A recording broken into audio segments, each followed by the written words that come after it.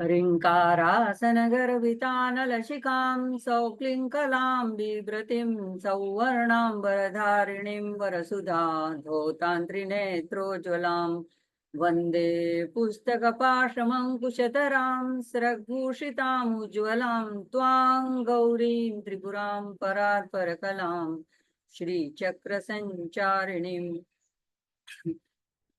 गुरुर्ब्रह्मा गुरुर्विष्णू गुरुर्देवो महेश्वरा गुरुर्साक्षात् परब्रह्म तस्मै श्री गुरवे नमः। ईश्वरो गुरुरात्मेति मूर्तिभेद विभागिने व्योमवत् व्याप्त देहाय दक्षिणामूर्तये नमः। સૌને જય અંબે જય હાટકેશ। આપણે ગુરુ સ્તોત્ર કરી રહ્યા છીએ। 11 સુધીના શ્લોક થઈ ગયા છે। આજે આપણે શ્લોક 12મો જોવાનો છે।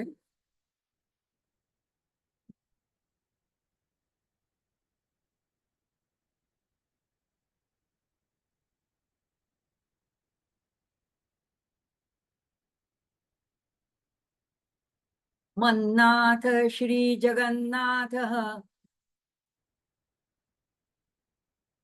मद्गुरु श्री जगद्गुरु मदात्मा सर्वभूतात्मा तस्मै श्री गुरवे नमः। तो सामान्य अर्थ જોઈએ તો એકદમ બધા શબ્દો સરળ છે। મન્નાથ મારા નાથ મારા સ્વામી એ શ્રી જગન્નાથ છે। હું જેને નાથ માનું છું જેને ઈષ્ટ માનું છું એ મારા નાથ એ સ્વામી એ આખા જગતના નાથ સ્વામી છે। આખા અખિલ બ્રહ્માંડના નાયક છે। મદ્ગુરુ એટલે પેલા 1/4 જે શ્લોક છે એમાં ઈષ્ટની વાત છે। પછી મદ્ગુરુ મારા ગુરુ જે છે સદગુરુ છે એ ખાલી મારા નથી એ શ્રી જગત ગુરુ છે। એ આખા અખિલ બ્રહ્માંડના ગુરુ છે જગત ગુરુ છે। એટલે એક રીતે ગુરુ અને ઈશ્વરની અહીંયા એક તુલના સરખામણી બતાડી છે કે બંને એક જ છે। મદાત્મા મારો આત્મા સર્વભૂત આત્મા સર્વભૂત સર્વ પ્રાણીઓનો જે આત્મા છે અને મારો આત્મા છે તો મારો આત્મા ને એ આત્મા બધો એક જ છે એક રસ છે।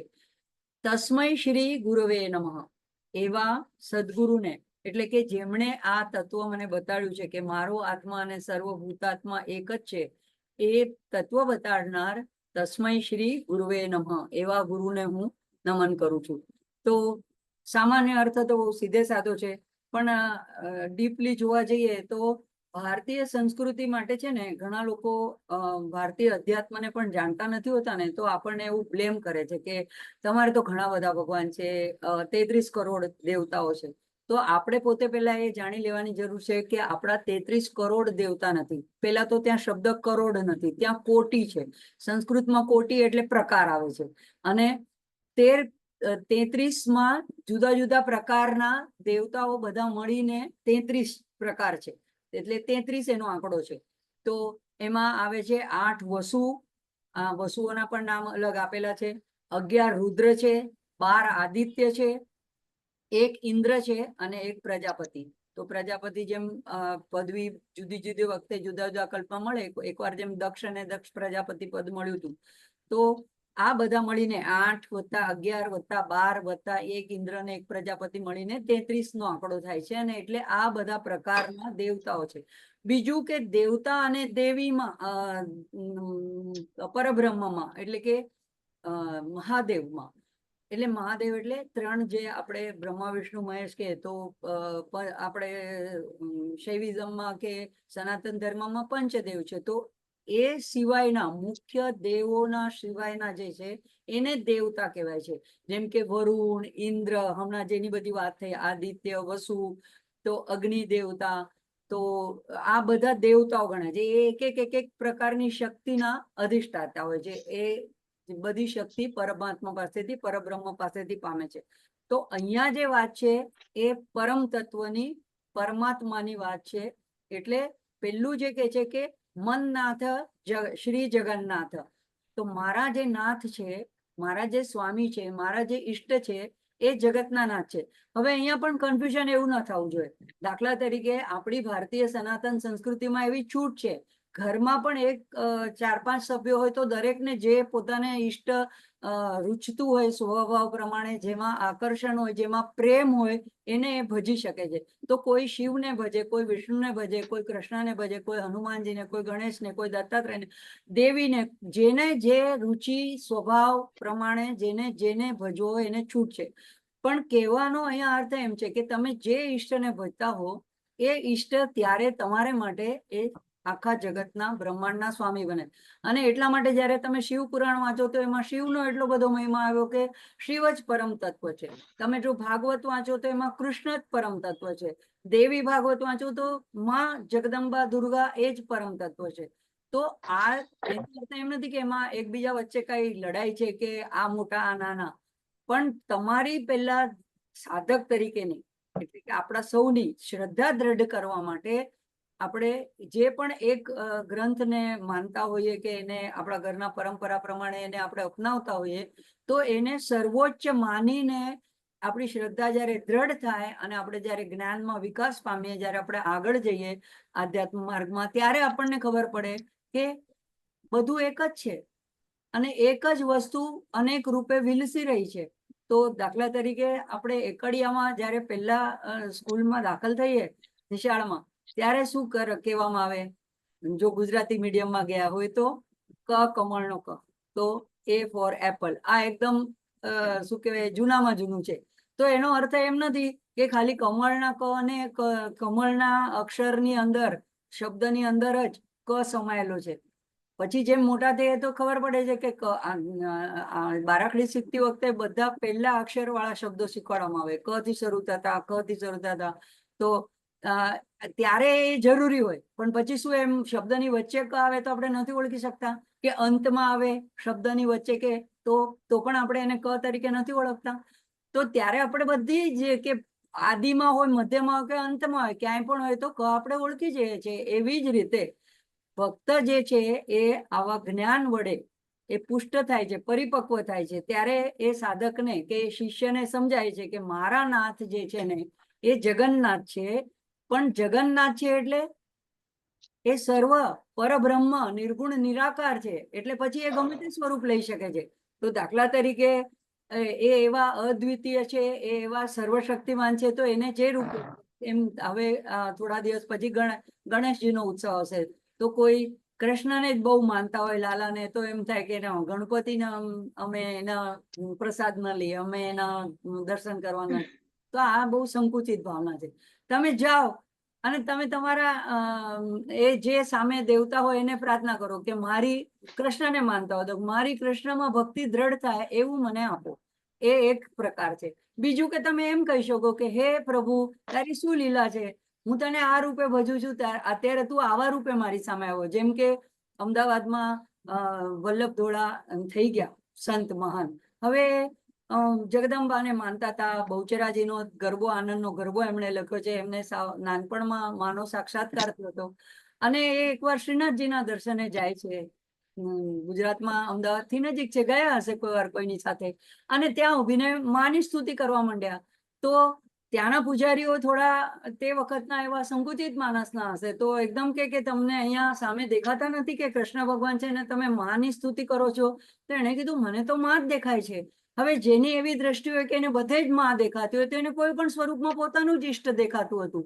તો ત્યારે એ પૂજારીને અનુભવ આપવા માટે એમ કહેવાય છે, મેં એવી વાત વાંચી છે કે ભગવાને માનું સ્વરૂપ લીધું અને પૂજારી પણ ત્યારે એ વાત શબ્દ થઈને જોઈ રહ્યા અને એના પ્રતીતિ રૂપે ત્યાં શ્રીનાથજીમાં વેણી અંબોડો છે. નહીતર તમે કહો કૃષ્ણને એવો લાંબો વેણીને અંબોડો ચોટલો રાખવાની, એ સ્વરૂપમાં નાકમાં નથ રાખવાની શું જરૂર હતી? કૃષ્ણને તો એ એક રીતે જોઈએ તો એ સ્વરૂપને તો એ બે ચિહ્નો શોભતા નથી, તો એ તો માના ચિહ્નો છે. તો આ રીતે જ્યારે આપણો એવું જ્ઞાન થોડું પરિપક્વ થાય ત્યારે આપણને બધું જ એક લાગે. તો અહીંયા આ જે ભક્ત પોતાના સદગુરુની જે પ્રશંસા મહાનતામાં, ગૌરવમાં જે આ શ્લોકની રચના કરીને કહી રહ્યો છે, ત્યારે એ સાધક કહે છે કે મન નાથ શ્રી જગન્નાથ, મારા જે ઈષ્ટ છે એ જ આખા જગતના નાથ છે. એટલે સંકુચિત રીતે નથી જોવાનું. આપણા જે નાથ છે એ આપણા આખા જગતના નાથ છે. પછી હા, એટલે એટલી આપણી ભારતીય સંસ્કૃતિની અને આપણા સનાતન ધર્મની, ખાસ કરીને સનાતન ધર્મની, બીજા પંથ ધર્મની નથી કહેતી, એમાં આટલી છૂટ છે કે તમને જે સ્વરૂપ, જે યોગ્ય લાગે એને તમે પસંદ કરી શકો છો અને એને તમે ભજી શકો છો. અને ગીતામાં પણ ભગવાને કીધું છે, જો ભગવાન શબ્દ છે, ક્યાંય શ્રી કૃષ્ણ શબ્દ નથી, ભગવાન વાચ, શ્રી ભગવાન વાચ. અને જ્યારે એ બોલ્યા છે ત્યારે પરબ્રહ્મ બોલી રહ્યા છે. તો ત્યારે 7મા અધ્યાયના 21મા શ્લોકમાં શું કહે છે? યો યો યામ યામ તનુમ ભક્ત શ્રદ્ધયા અર્ચિતુમ ઈચ્છતિ તસ્ય તસ્ય ચલામ શ્રદ્ધામ તામેવ વિદધામ્યહમ. એનો અર્થ શું કે છે? જે સકામ ભક્ત હોય, હવે સકામ હોય એટલે જ અમુક સ્વરૂપની ખાસ આરાધના કરતા હોય, બાકી નિષ્કામ ભક્ત હોય તો નિર્ગુણ નિરાકાર ભગવાનની ભક્ત સ્વરૂપની આરાધના કરતા હોય, અથવા તો કંઈ એને માગવા પણ ન હોય. પણ એવા જે ભક્તો હોય કે જે જુદા જુદા દેવતાઓના સ્વરૂપને માને છે અને એને શ્રદ્ધાથી પૂજવા ઈચ્છે છે, તો ભગવાન એમ કે છે કે તે ભક્તની શ્રદ્ધાને હું તે દેવતાઓ પ્રત્યે દ્રઢ કરું છું અને પછી એને જે ઈચ્છિત વસ્તુ હોય છે એ પ્રાપ્ત થાય છે. તો અહીંયા ભગવાન એમ નથી કહેતા કે બધાએ મને શ્રી કૃષ્ણ સ્વરૂપે જ ભજવાના છે. હવે એ અમુક ઇસ્કોન વાળા ને અમુક પંથ વાળા લોકો થોડું અલગ ટાઈપનું ઇન્ટરપ્રિટેશન કરે છે કે જે મને પર્સનલી રૂચતું નથી, એ થોડું સંકીર્ણ લાગે છે. પણ આપણા સનાતન ધર્મમાં એવું નથી. એક કે ભગવાને કીધું એટલે પરબ્રહ્મ પરમાત્માએ કીધું. તો આ રીતે આ જરૂરી છે કે એક ઈષ્ટને તમે તમારા કટોકટીના વખતમાં, તમારા સારા વખતમાં, તમે જેને અચાનક તમને જે પહેલું યાદ આવે એવું એક સ્વરૂપ તમારી પાસે હોવું જોઈએ કે જે તમારા સંકટ સમયની સાંકળ કહી શકાય એવું. તો એનાથી તમારું મન એકાગ્ર થાય, અનન્યતા થાય. અને એટલા માટે એમ કહેવાય છે કે એક મંત્ર, એક પંથ, એક સદગુરુ અને એક ગ્રંથ, આ 4 વસ્તુ એક હોવી જોઈએ. એટલે દાખલા તરીકે કોઈ ભગવદ્ ગીતાને ગુરુ માનતું હોય તો પછી એને બધા સવાલના જવાબ ભગવદ્ ગીતામાંથી જ મળી જાય. એવી જ રીતે જેમ કે હવે મોરારી બાપુ છે કે તુલસીદાસજી છે કે જેને રામચરિત માનસમાંથી જ બધું મળી જતું હોય, તો એને માટે એ ગ્રંથ જ મુખ્ય છે. કોઈ ભાગવતને મુખ્ય માનતું હોય તો ડોંગરે મહારાજ હતા કે જે ભાગવતને જ એક ગ્રંથને પકડી લીધો તો એવી રીતે હોઈ શકે. અને બધી જગ્યાએથી સારા મોતી હોય એ જરૂર વીણી લેવાના, એની કાંઈ ના નથી. પણ બધાના પંથમાં એકમાં આમ છે, એકમાં આમ છે, એવા વાદ વિવાદમાં કે એની પેલી અસમંજસમાં પડવું નહીં. તો પછી બીજું આવે છે કે મારા ગુરુ જે છે એ જગતના ગુરુ છે. તો આ જે ઈષ્ટ પ્રત્યે શ્રદ્ધા રાખે છે એ શ્રદ્ધા ગુરુ પ્રત્યે રાખવાની છે. સદગુરુ શું કામ? ઈષ્ટ અને એક છે, આપણે આગળ પણ જોયું. ભગવાન પોતે નિર્ગુણ નિરાકાર છે, સાકાર રૂપ લઈને બધાની સામે પ્રગટ નથી થતા, અને કદાચ પ્રગટ થાય તો લોકો ઓળખી પણ નથી શકતા. આપણે મહાભારતમાં જોઈએ છે કે કૃષ્ણને જેવું અર્જુન કે યુધિષ્ઠિર ઓળખી શક્યા હતા, પાંડવો ઓળખી શક્યા હતા, એવું દુર્યોધન નથી ઓળખી શકતા. તો ભગવાન પોતે સદે અવતાર લઈને આવ્યા છતાં પણ જો ન ઓળખી શક્યા, તો કોઈ જુદા રૂપે આવે તો શક્ય જ નથી કે આપણે ઓળખી શકીએ. અને એટલા માટે ભગવાન આપણી સામે સદગુરુના રૂપે પ્રગટ થાય છે. કારણ કે આપણે નિર્ગુણ નિરાકારને ઓળખી ન શકતા, એનો પ્રેમ પામી નથી શકતા, એના વાલને ઓળખી નથી શકતા, એની આપણને પ્રતીતિ નથી આવતી. એટલે સદગુરુ આપણને આવીને એ બધી વસ્તુ જ્ઞાન પણ આપે છે, પ્રેમ પણ આપે છે. તો એટલા માટે કે છે કે મારા ગુરુ જે છે એ પૂર્ણ જગતના ગુરુ છે. કપડાનો તગારો લઈ લો ઉપર. આ પ્લીઝ, હું રેકોર્ડિંગ કરતી હું તો કોઈ વચ્ચે ના બોલે તો સારું. સાંભળો.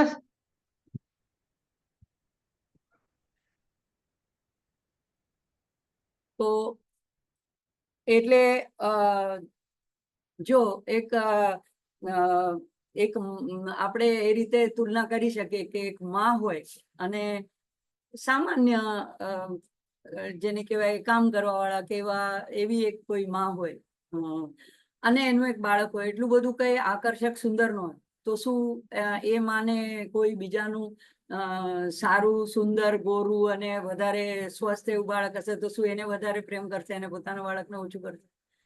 એવું બનશે જ નહીં. માં કોને કહેવાય કે જેને પોતાનું બાળક સૌથી વધારે વાલું હોય. તો એવી રીતે જે પોતાનું હોય એ માણસને સૌથી વધારે, એટલે આપણામાં ગુજરાતીમાં સીધીબાઈને સિધકાવાલા, તો એ સિધકાવાલા એટલે કે પોતાનું જે હોય પોતાને સૌથી પ્રિય અને સૌથી મહાન, સૌથી શ્રેષ્ઠ. એટલે આ રીતે પણ ભક્તનો ભાવ એવો હોય કે મારા ગુરુ, પણ એનો અર્થ એમ નથી કે બીજાના નીચા, ઓછા, નાના. એ પણ એમ કહી શકે, એનો મિત્ર હોય તો એમ કે મારા ગુરુ, તો હા, એ પણ મંજૂર રાખે છે. આપણે સનાતન ધર્મમાં કોઈનો વિરોધ, કોઈને નીચા પાડવાનું, મારો સર્વશ્રેષ્ઠ છે ને એની સાથે બીજું વાક્ય એમ નથી કે તમારો નીચો છે. તમે પણ એ ભાવના રાખો કે તમારો પણ સર્વશ્રેષ્ઠ છે, આપણા બેનો સર્વશ્રેષ્ઠ છે, દરેકને જેવો ભાવ હોય. એટલે આ રીતે આપણું જે હંમેશા સદગુરુ જે છે એની ચેતના એક ફોર્મ છે, એક તત્વ છે. અહીંયા તત્વની વાત થાય છે. એવું બને કે આપણા જીવનકાળમાં આપણને બહુ મોડા, જેમ કે મને બહુ મોડા મળ્યા, જ્યારે અમારા સદગુરુની સમાધિ થવાને 5 વર્ષ જ રહ્યા હતા, અને એટલા એમના છેલ્લા જીવનના અંતિમ 5 વર્ષોમાં જ મારો એમનો ભેટો થયો. નહીતર આ પૃથ્વી ઉપર હું પણ હતી અને એ પણ હતા, તો પણ જ્યારે મારો યોગ થયો ત્યારે જ હું એમના સુધી પહોંચી શકી. તો એવું નથી કે પછી હવે હું શું કરું, હવે એમને સમાધિ લઈ લીધી તો હવે મારું કોણ માર્ગદર્શન. એ તો ફોર્મલેસ છે. અને એ પોતે હતા ત્યારે પણ એમ જ કહેતા હતા, મને ન વળગો, માને વળગો. અને એમ ગોખની સામે બતાડીને, અમારે ત્યાં રાજકોટમાં મંદિર છે, એમ કહેતા હતા, માને વળગો.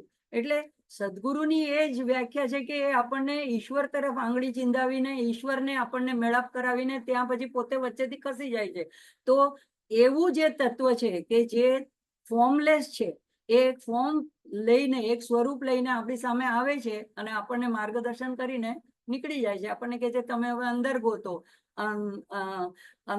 અંતર્મુખ સમારાધ્યા બહિર્મુખ સુદુર્લભા, એવું લલિતા સહસ્ત્રનામમાં આવે છે. એટલે અંતર્મુખ થઈને અંદર ધ્યાન કરીને તમારો ગુરુ અંદર જ છે, એ તમને માર્ગદર્શન કરશે.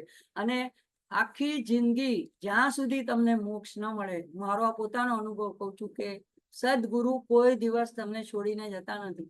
એ ફિઝિકલી પ્રેઝન્ટ હોય કે ન હોય. અને દાખલા તરીકે આપણને કોઈ એવા ગુરુ મળ્યા જ ન હોય, તો કોઈ ગ્રંથમાં અથવા તો કોઈ પેલા થઈ ગયા હોય, જેમ કે મારા સદગુરુ નહોતા મળ્યા ત્યાં સુધી મને રામકૃષ્ણ પરમહંસ પ્રત્યે અપાર શ્રદ્ધા હતી.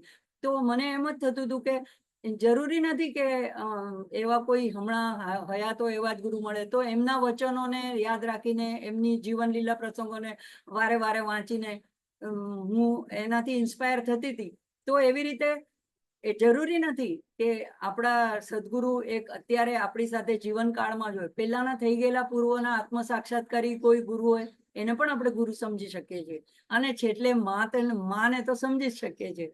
તો ગુરુ તત્વ એક જ છે અને એમાં ભાગ નથી. ને એવો અનન્ય ભાવ સદગુરુમાં અને ઈષ્ટમાં રાખનાર ભક્ત જે કે સાધક હોય છે, એ શિષ્યને પછી શું અનુભૂતિ થાય છે, તો એના પછીનું જે વાક્ય આવે છે કે મારો જે આત્મા છે એ જ સર્વભૂત આત્મા. સર્વભૂત એટલે પ્રાણી માત્ર, ફક્ત મનુષ્ય નહીં, કીડા મોકોડા પશુ પક્ષી, તો એ બધાનો આત્મા અને મારો આત્મા એક જ છે, સમાન છે, અખંડ છે, એકરસ છે. એ ભાવના પોતાનામાં જાગે છે. અને જ્યારે એવી ભાવના જાગે ત્યારે દ્વેષ ન રહે, અને એવી ભાવના જાગે ત્યારે બધાને પ્રેમ જ આપી શકાય. તો આ વસ્તુ સદગુરુ આપણને માર્ગદર્શન કરીને આપે છે. તો અહીંયા આપણને બધા આપણે જેમ લોહીની સગાઈથી આપણે એકબીજાની સાથે બંધાયેલા હોય, તો એને આપણે પોતાના ગણીએ છીએ કે આ મારા છે, આ મારો ભાઈ છે, આ મારી બેન છે, આ મારા કુટુંબીજનો છે. લોહીની સગાઈથી આપણે પોતાના એકબીજાની સાથે, પણ સદગુરુ મળ્યા પછી સદગુરુની સાથે આપણી આત્માની સગાઈ હોય છે.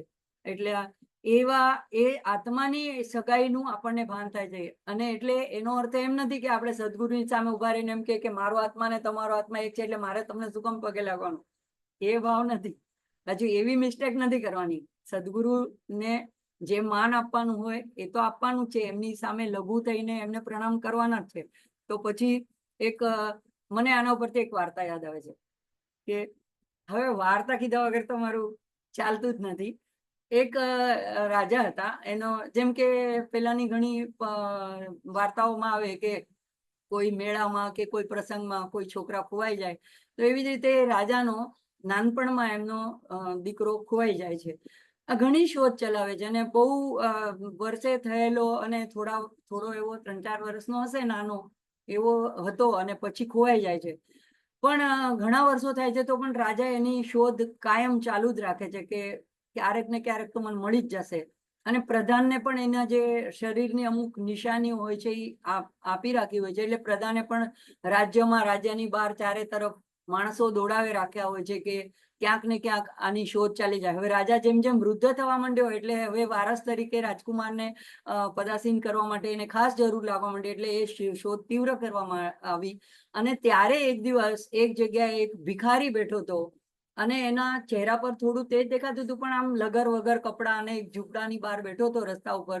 પણ પ્રધાનને શું થયું, તો એણે જઈને આગળ જઈને તપાસ કરી, એના શરીર ઉપરની અમુક નિશાનીઓ જોઈ અને એને તરત જ ખાતરી થઈ ગઈ કે આ એ જ ખોવાયેલો છોકરો છે, જે કે એને પોતાના પૂર્વ સમયનું કોઈ ભાન નહોતું કે એના મા બાપ કોણ છે, કે હું પેલા ક્યાં હતો. એટલે એને કીધું કે અરે તું તો આ રાજ્યનો રાજકુમાર છો. પેલો તો અવાચક જ થઈ જાય છે. એટલે એને રથમાં બેસાડીને લાવવામાં આવે છે, નવરાવી ધોરાવીને સારા કપડાં પહેરાવવામાં આવે છે અને રાજાની સામે લઈ જવામાં આવે છે અને બે જણા ગળે મળે છે અને રાજ્યાભિષેક કરીને રાજકુમાર તરીકે યુવરાજ તરીકે ડિક્લેર કરવામાં આવે. હવે આ સ્ટોરીમાં એક સ્ટોરી સામાન્ય છે. તમે કહો કે આ રાજકુમારને જે પેલા ભિખારી હતો એને રાજકુમાર બનવામાં કેટલો સમય લાગ્યો? શું એને તપ કરવું પડ્યું? શું એને કઈ સાધના કરવી પડી? કઈ એને મંત્ર જાપ કરવા પડ્યા? એને કોઈ કયું સાધન એને કરવું પડ્યું? ફક્ત એને ઓળખ આપવામાં આવી કે તું કોણ છો. તો એવી જ રીતે આપણે રાજા એ સમજો કે આપણા ભગવાન છે, આપણા પરમાત્મા છે, આપણે ખોવાઈ ગયા છીએ, એનાથી છૂટા પડી ગયા છીએ અને સદગુરુ પ્રધાન રૂપે આવીને આપણને ઓળખ કરાવે ત્યારે તું તો આ રાજ્યનો રાજકુમાર છો, યુવરાજ છો. તો તરત જ આપણને પછી એક સેકન્ડ પછી એમાં ડબલ માઇન્ડ નથી થતું. એટલે જે સાચા શિષ્ય હોય છે એને એવું તરત જ ભાન થઈ જાય છે કે હા, હું પણ એક અમૃતનો પુત્ર છું, મારો આત્મા એ બધાનો આત્મા એક જ છે. તો આમ જેની દેહાશક્તિ પોતાની નષ્ટ થઈ ગઈ હોય છે એ એવા સદગુરુ બીજાની પણ એવી દેહાશક્તિ નષ્ટ કરી શકે છે. અને આપણી સાચી ઓળખ, આપણું સાચું વ્યક્તિત્વ, આપણી સાચું આઈડેન્ટિફિકેશન, કે જેને કહેવાય આધાર કાર્ડ, અત્યારે આઈડેન્ટિફિકેશનમાં આપણે પાસપોર્ટ વાપરીએ છીએ, પણ આપણું ખરી આઈડેન્ટિટી શું છે? ત્યાં તો આપણે કહીએ છીએ કે અમુકના રાષ્ટ્રમાં રહેનારા એટલે ભારતીય છે, કે અમુકના પુત્ર છે, કે અમુકની પત્ની છું કે પતિ છું, પણ એ આપણી ખરી આઈડેન્ટિટી નથી. તો સદગુરુ આપણને એવી આઈડેન્ટિટી આપે છે અને એટલા માટે એ આપણને કહે છે કે તમે અને જગતના બધા પ્રાણી માત્ર એનો આત્મા એક જ છે. તો પછી આપણને એટલી પૂર્ણ શરણાગતિ થઈ જાય સદગુરુ પ્રત્યે કે કોઈ શંકાને સ્થાન ન રહે. એટલે જે કે એ વેદ વાક્ય અને જે કે એનું આજ્ઞા પાલન એ જ સાચા શિષ્યનું લક્ષણ છે. એવા જ શિષ્ય અહીંયા આ ગુરુની પ્રેઝમાં આ ગુરુ સ્તોત્ર કહી રહ્યા છે અને એમાંથી આપણને એનું મોટિવેશન મળે.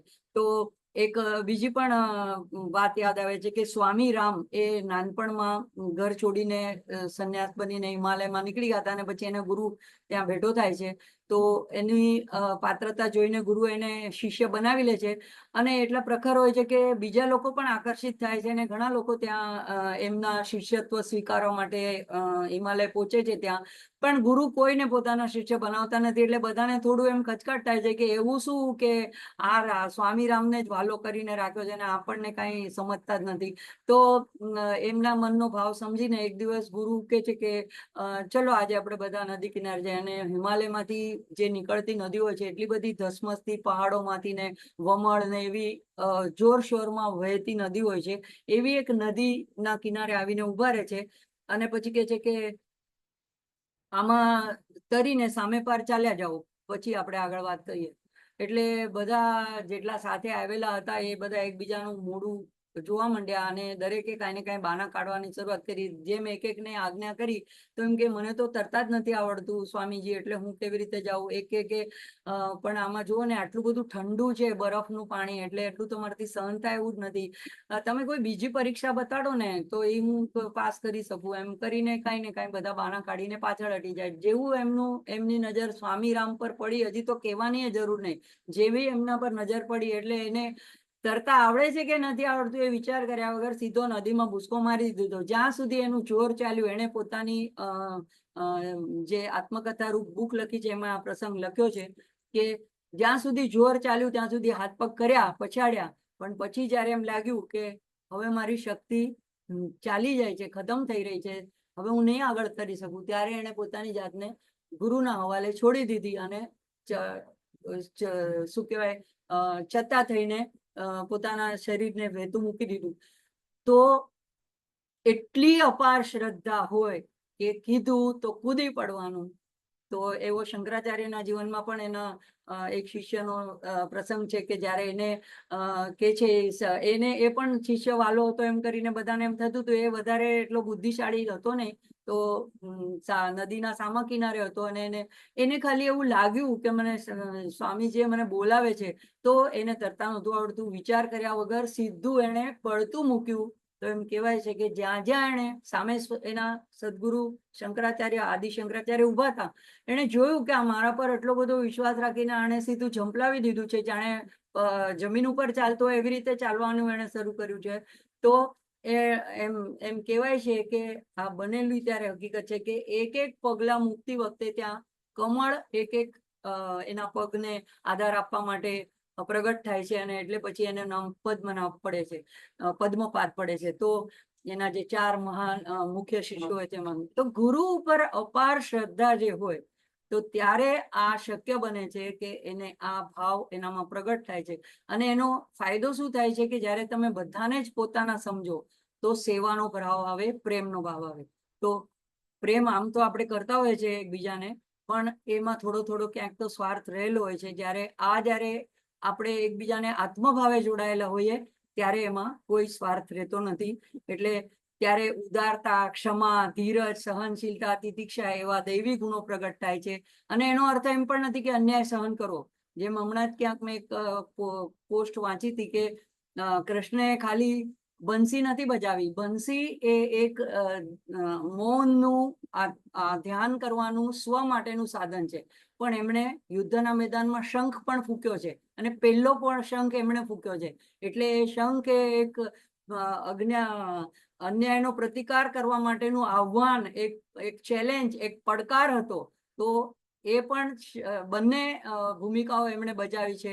તો એટલે અહીંયા સદગુરુ આવી રીતે આપણને બંને વસ્તુ શીખવાડે છે. એક પોતાની સ્વનો ઉદ્ધાર કરવા માટે મૌન કરીને અંતર્મુખ થવાનું, તિતિક્ષા કરવાની. પણ એનો અર્થ એમ પણ નથી, જેમ કે મહાવીરે પણ ચંડ કૌશિકને કીધું કે મેં તને દંશ કરવાની ના પાડી હતી, નાગને કીધું, પણ તને મેં ફૂફાડો કરવાની ના નહોતી પાડી. પોતાનું સ્વરક્ષણ તો કરવું જોઈએ ને. તો અહિંસાના પૂજારી મહાવીરે પણ જ્યારે ચંડ કૌશિકને આ સંદેશો આપ્યો તો એ પણ આપણે મિસ્ટેક ન કરવી જોઈએ કે બ્લાઇન્ડલી અંધવિશ્વાસ રાખીને કોઈ વસ્તુ ફોલો કરવાની, એવું નથી. આપણને વિવેક બુદ્ધિ પણ ભગવાને આપી છે. અને એટલે આ ભાવથી સદગુરુ જે છે એ બીજાની પીડાને પણ પોતાની પીડા અનુભવ કરે છે. તો બીજાના દુઃખને દૂર કરવા માટે એમણે પોતે પામી લીધું છે, આત્મ સાક્ષાત્કારી થઈ ગયા છે. હું તો મારા તમને અનુભવથી કહું છું, મને ઘણા વર્ષો પહેલાની વાત છે કે મને એવું થતું હતું કે કોઈને આત્મ સાક્ષાત્કાર થઈ ગયો દાખલા તરીકે, તો હવે એને પછી આમ બીજી પડપૂછમાં જગતમાં પડવાની જરૂર શું ને, બધી પ્રવચનો આપવાની ને એટલી બધી લાંબી પ્રવચન કરવાની જરૂર શું? એને શાંતિથી હવે એને તો ભગવાન મળી ગયા ને. ત્યારે મારો શબ્દ એવો હતો, ભગવાન મળી ગયા. આત્મ સાક્ષાત્કાર ને આવા બધા મોટા શબ્દો મને નહોતા ખબર. તો મને થયું એકવાર એને ભગવાન મળી ગયા ને પછી એને આવું બધું કરવાની શું જરૂર? પણ એ લોક કલ્યાણ માટે, એ બીજાની પીડા સમજી શકે કે એનું અજ્ઞાન પણ દૂર થાય, એ પણ મારા જેવો આનંદ પામી શકે, એટલા માટે એને હવે જરૂર નથી. તો પણ એ જગતમાં આવીને લોક કલ્યાણ માટે જ્ઞાન માર્ગ આપે છે, પોતાના શિષ્ય બનાવે છે, એને પણ સાચા રસ્તે ચડાવે છે. જેમ કે આ ચિન્મયાનંદજી કહો કે વિવેકાનંદ કહો કે આવા ઘણા સંતો, રમણ મહર્ષિ જે આપણા દેશમાં થઈ ગયા, તો એ બધા લોકોને જ્ઞાનના માર્ગે અને પોતાનો આત્મ ઉદ્ધાર કરવા માટે મદદ કરે છે. તો એ ભાવ કે સેવા કરો અને હૃદયમાં પ્રેમ રાખો, એવી જે ભાવના છે એ આ સદગુરુ આપણને આવો ભાવના કરીને કે મારો આત્મા એ જ બધા પ્રાણીઓનો આત્મા છે, એટલે પછી કોઈને હર્ટ ન કરે, કોઈને પીડા ન પહોંચાડી શકાય આપણાથી. જો મારો ને એનો આત્મા એક છે તો પછી હું એને કેવી રીતે કષ્ટ આપી શકું? તો એમાં એક વખત એમ પણ કહેવામાં આવે છે કે રમણ મહર્ષિને મળવા માટે તે વખતના આપણા રાષ્ટ્રપતિ હતા રાજેન્દ્ર પ્રસાદ એ ગયા હતા. અને ત્યારે એમણે જે કાળ મુલાકાત થઈ હશે, છેલ્લે એમણે એમ કીધું કે પોતે પાછા હવે દિલ્હી જવાના હતા, તો કે મહાત્મા ગાંધીને હું તમારો શું સંદેશો આપું? ત્યારે રમણ મહર્ષિ એમ કે છે કે મહાત્મા ત્યાં પણ નથી અને અહીંયા પણ નથી, બધે એક આત્મા જ છે. એ બહુ ઓછું બોલતા, પણ આમાં મર્મ એટલે ઇન ઇંગ્લિશમાં there is no Mahatma there or here, there is only one આત્મા.